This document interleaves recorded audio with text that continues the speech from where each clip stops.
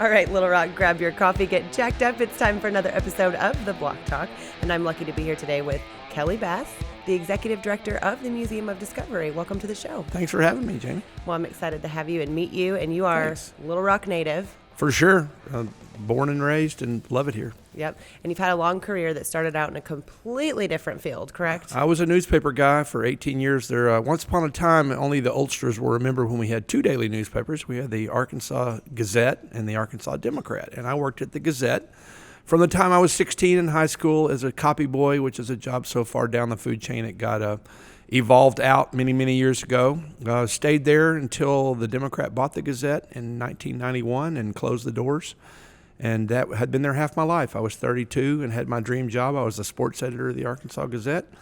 And it was no longer meant to be. So went to Springfield, Missouri, worked for 3.5 years there, came back here to work for Arkansas Times, took a big pay cut, began freelancing a lot, and my biggest freelance clients was Axiom Corporation, and they hired me in 1999. I spent 9 years there. Got involved in a lot of nonprofit work there, got on some boards, left there to go work for an Axiom board member, an amazing woman who just died recently, Dr. Mary Good, and began looking for money instead of handing out money, which I was involved in at Axiom, and kind of changed my nonprofit focus. And I got on the board of directors at the Museum of Discovery because the mission of the museum and the mission of the College of Engineering and Information Technology at UA Little Rock were very similar, and did that for 3 years, and then Nan Sells, the longtime CEO, announced her retirement. I applied for the job, pitched myself as a guy who could bring a lot of relationships with executives in businesses that need a lot of kids to get energized about STEM education and hopefully work for them someday. And 7 years later, that's a pretty quick compendium of what I've been up to. Yeah, and it's packed full of exciting jobs, fun jobs, different jobs, and all of them seem to prepare you well to be in your position now as the executive director. So you guys have, and we were talking before you got here a little bit about how the attendance at the Museum of Discovery is a big piece of this district and this area. Yeah, we're real proud of our role in many ways. I mean, we know, and everyone will, I think, attest to the fact that we're a major part of the STEM education pipeline. Mm-hmm. We're also a great place to have fun and to spark curiosity and get young people energized about all things. We now say STEAM and not just STEM because arts is a big part of it. But we're also very proud of our role in economic development and in tourism. We had, for the third year in a row, and we've only tracked it for 3 years that I know of, we had visitors from all 50 states last year. Wow. and 22 different countries. Wow. And so it was interesting because we used to only calculate that at the end of the year. And this year, the woman who handles that for us, Beth Nelson, who handles all kinds of things for us, did it monthly. And going into December, we were 49 of 50. And sometime in December, two frigid souls from North Dakota came to the Museum of Discovery, and we hit our 50 out of 50. So we're proud of that. And we last year we had 162,000 people came to the museum, and 60,000 of those were children on field trips. I just watched a school bus go by. Guarantee you that's a Museum of Discovery field trip. Yeah, for sure. Well, and you're down here, you'll be sitting around doing things. Even when we podcast, you'll see a line of kids walking down from downtown campuses or on field trips to get to the museum. And it's really exciting to see because they're also seeing that area of downtown where the libraries are and the state convention center. That is a really good point. I'll tell you, it's interesting. We Nate Coulter at the Central Arkansas Library System and then his predecessor, Bobby Roberts, have been very friendly to the museum. They have a beautiful facility, the Ron Robinson Theater. And we are soon, really late March into April is when our peak, or April really is our peak of field trips. And we have more school groups want to come than we have room for. So they graciously let us use the Ron Robinson Theater. And we pay a fee, but they open it up to us. And we have a lot of young people because that way we can book, 40 people from Carlisle and 62 from England and, 73 from some other town around here in one show at the Ron Robinson. And, you think about that. Those kids have never been in a theater like that. Mm-mm. They walk. I watch them get out of the bus and look up at the first security building in the Courtyard Marriott. I think that's about a 12-story building. Well, there's really not a lot of cities and towns in Arkansas that have a 12-story building.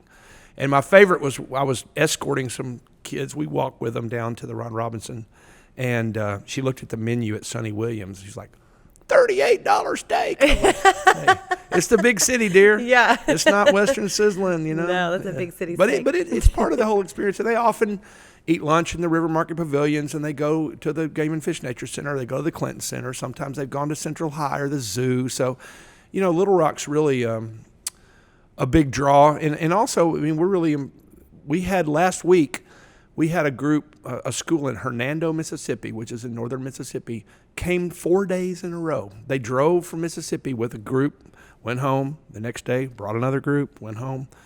And we've got groups scheduled. Last year we had field trips from 60 of the 75 counties in Arkansas and 9 other states. And I will tell you, anybody who enjoys life in Little Rock, whether that be the good music we get at Rev Room or wherever, Stickies or wherever we get it, being at the confluence of I-30 and I-40 mean people pass through here. Yeah, they do. And when people are passing through, they're looking for something to do. And when there are kids involved, Museum Discovery's on the list. Well, and it's something that, so my son has been raised in Arkansas. We were talking this morning about how, you know, I was born in California, but luckily he was born here. And he's had this experience of downtown where he'll talk about his favorite restaurants, his favorite places to hang out. Yeah. He thinks it's unfair that Limes, you have to be 18 to ride. But he loves the Right. Museum of Discovery. And Great. we have fun there as a family. There's things that I've learned at the Museum of Discovery that, you know, that game show, Are You Smarter Than a Fifth Grader? Right. The answer to that is no for me. And Likewise. I'll take him in there, and we just have the best time. What do you even really know? Like, what was the idea behind that? Was it to correlate between the STEM age students and? It is. It's really a lot about family learning. I mean, the mission is to ignite and fuel a passion for science, technology, engineering, arts, and math through dynamic, interactive experiences, which I hope everyone who works at the Museum of Discovery can recite what I just said. But it's a lot about family learning. It's a lot about, you know, being in a situation where you're looking at something together, you're both learning at the same time. And we hope you go back and continue to research and talk about whatever the subject was. But I think it really is about trying to promote that family learning environment where it's not just the kids run wild and the parents, you know, hang back on their phones. It's where they're really engaged in the programs and the exhibits and the activities all together. Well, the key word for me when I heard that as a parent anyways was the ignition part, because the whole part for my son right now is like, that's right now, it seems like today anyways, more so than when I was a kid, there's a lot of different things that capture their attention. Oh, sure. Many of them technology based. And so you don't get that same read a book and study about this thing and research it. But when you go to the museum, you find this fun application of education with respect to what you mentioned, science, technology, and engineering. So they, all of a sudden he comes home and he's got this interest in, okay, I want to do this with my life, or I want to study medicine, and he wouldn't have thought of those things had he not seen something interesting or fun that correlated with something in him. Well, I'll tell you two things. One thing that's really a popular and very important aspect of the Museum of Discovery is our tinkering studio. In our tinkering studio, every day we have one or more hands-on activities that we engage with our guests in doing. A lot of family environment there. And it's a lot of times it's about building things or taking things apart or learning how they work.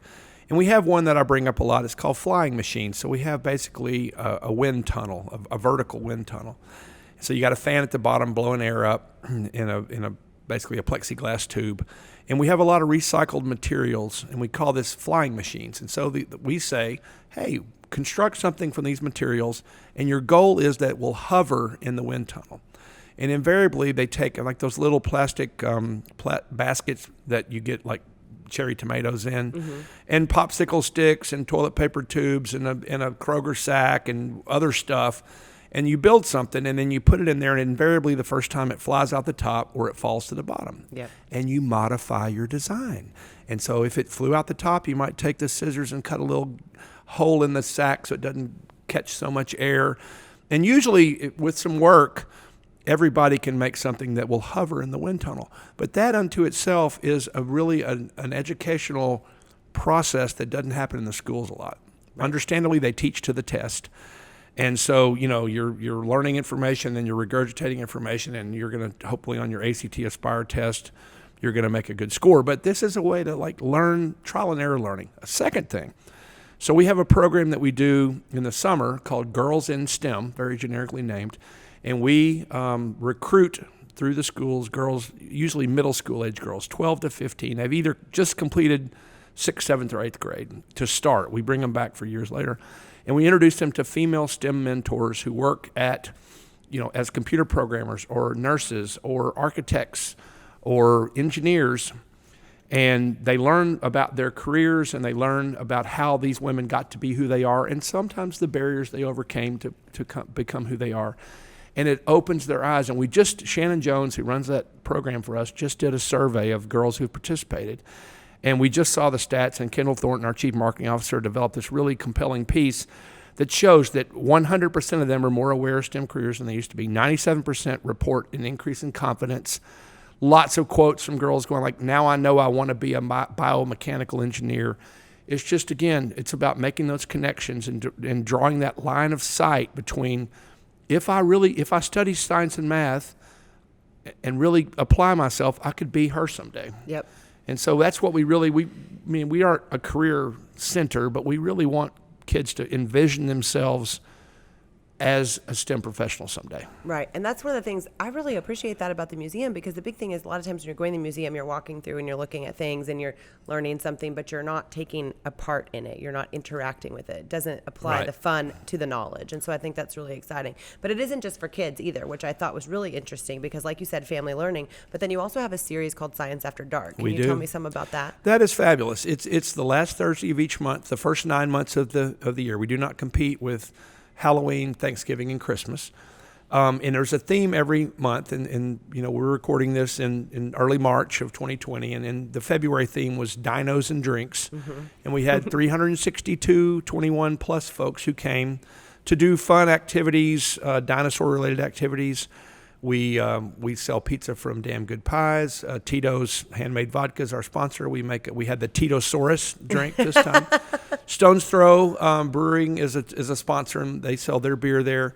And a lot of times people just they love the activities related to the theme. And March's theme is superheroes. So we'll have a superhero theme to the last Thursday of March. But they like the activities related to the theme, but they also just like doing the museum with no pesky kids in the way. Because sometimes you don't want to knock a 6-year-old out of the way to come up and do the bed of nails or whatever. Yeah. And it's such I've done a fun, that before. I the didn't bed get of kicked nail. out. Yeah. So but it is, it's very engaging. It's kind of funny. The only people who don't think we're cool are usually something about 14 to 19. And then once they've stretched through that, then they realize how fun we are. Well, everyone's awkward between 14 and 19. Yes, I know. So when you're going through your plan as the executive director and you're setting up a year and you're starting to get events, what's your biggest source of public engagement? I mean, how do you get people to be aware about and come into the museum, and how does the community help with that? Well, I'll tell you, we all know it's a world of social media, and I mentioned Kendall Thornton earlier, and she's done a masterful job of really using social media to spread the word on the Museum Discovery. We're also lucky in that, there are nonprofits that are controversial on both sides of the political spectrum. And we're not controversial. Right. I mean, no one thinks what we're doing is a bad idea. I'll tell you that Mike and Ginger Beebe, our former governor and the First Lady, love the Museum of Discovery, came there. Asa Hutchinson, our governor now, and his wife Susan love the Museum of Discovery. They've had events there. They come there. So we're not politically charged. And so everybody likes what we do. We have a whole lot of people from other educational organizations, mommy bloggers who spread the word about us. So we really get the word out well about the events that we're doing. And we have some really fun ones. Our 2 biggest days of the year for public engagement, one is called Mestival.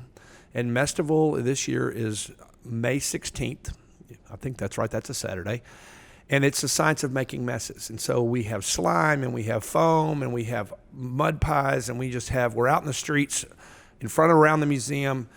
And it's the one day of the year that kids not only don't get in trouble for making a mess, they actually are encouraged to. Right. And then we have an event called Tinkerfest. And Tinkerfest came out of our tinkering studio. So every day of the year we have an activity or multiple activities. Michaela Denny runs our tinkering studio, and she comes up with cool stuff to do in the museum every day. But then on Tinkerfest Day, which is September 19th this year, tinkering takes over the whole museum and out in the streets. We'll have about 40 activities, 40, 45 activities.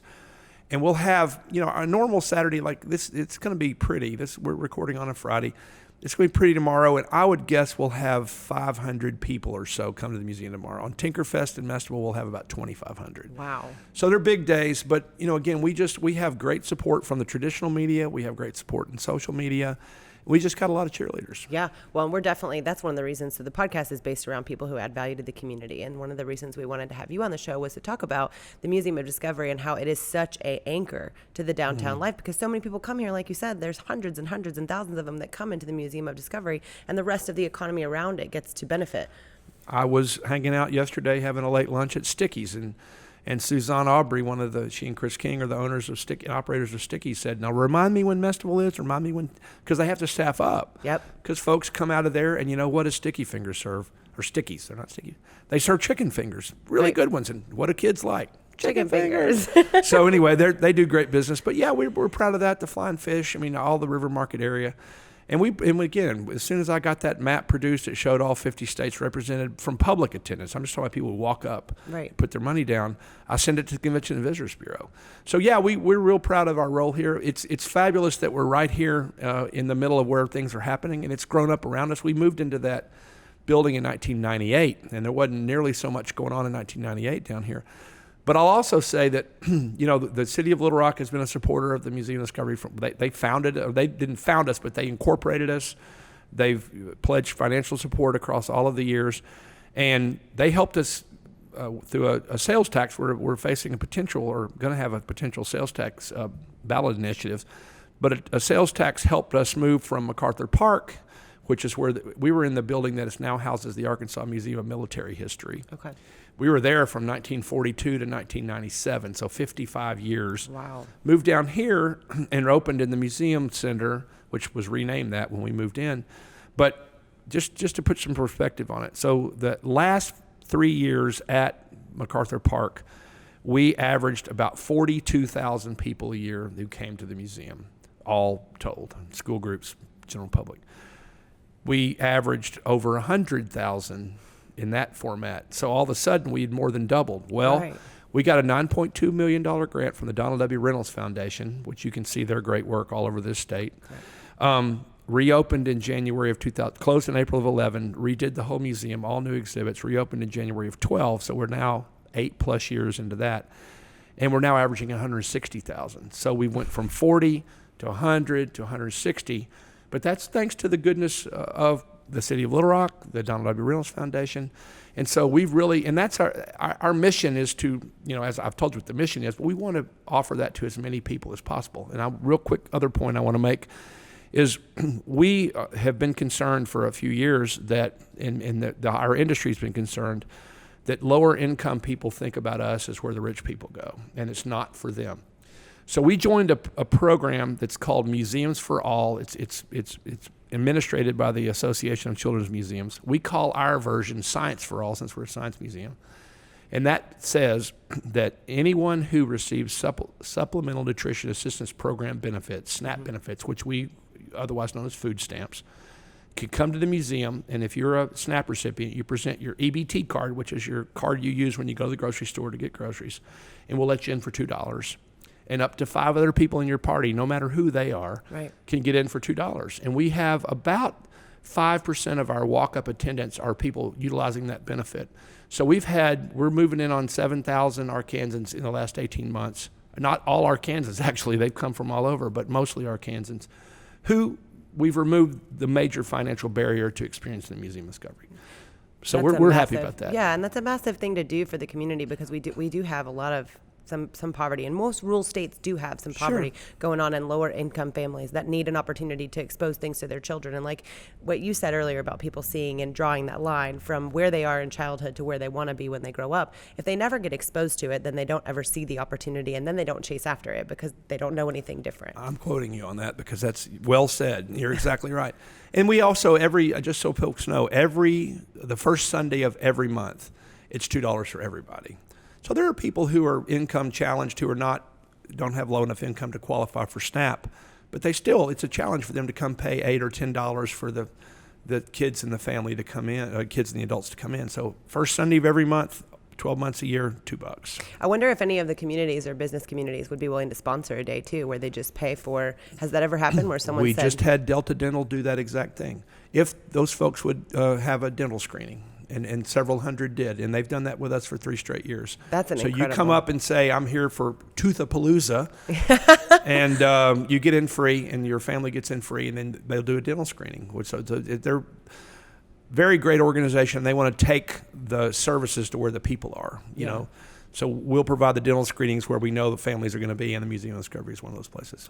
Well, before we tie up, I want to talk about one other thing real quickly. Okay. We have elementary schools. I know one is over in East Village, one is over here downtown. We've got a couple different East End schools that are here, and you see kids walking around all day, no matter what area of town you're in. You see playgrounds when you're driving by, which I think is unique, really cool about our city, but also that opportunity to be involved with the Museum of Discovery. Is there curriculum that you guys can base some of the things you do off of when you speak to those teachers in schools, or is there involvement between the schools and the museum? There are. They're about to go to next generation science standards, and before that you had No Child Left Behind. I mean, there's all these, and they have standards, and we have mapped our exhibits and our programs to those standards so that I think they have a certain number of check boxes they need to go tick, tick, tick, tick. Yep. They come and say, okay, we're now meeting these particular parts of the curriculum expectations in a very active, dynamic way at the Museum of Discovery versus just doing it in the classroom.